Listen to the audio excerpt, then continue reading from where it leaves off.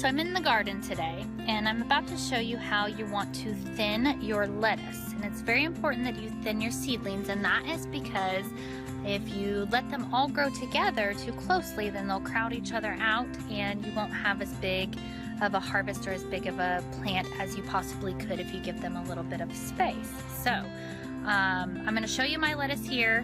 Excuse the weeds in my garden. Yes, I'm the garden expert who has weeds in my garden too. So I just recently went through here, and this is a good time to kind of weed through your newly planted seed beds. And if you can't possibly weed your entire garden, at least weed where your plants are growing. So here you go.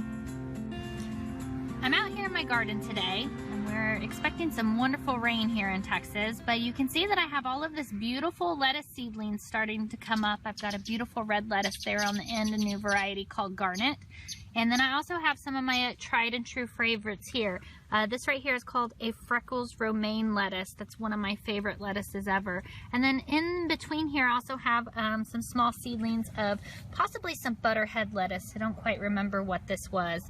Nonetheless, all of these little lettuce seedlings you can see growing in here are really fighting for space, and so we want to thin our seedlings out, and this is really important that you do this. And it's very simple. All you do is you go through here and you basically you're just pulling up some of the little lettuces. And if you're really worried about throwing these away, if you have chicken, it makes great chicken fodder. Or you can take these and throw them just straight in the compost pile. My lettuce that I'm pulling up here is going to go in my worm bin, so it's not going to waste.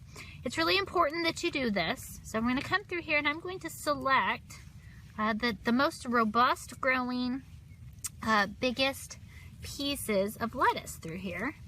And I'm simply going to pull all of the other ones from around it. So I'm going to pull all of this.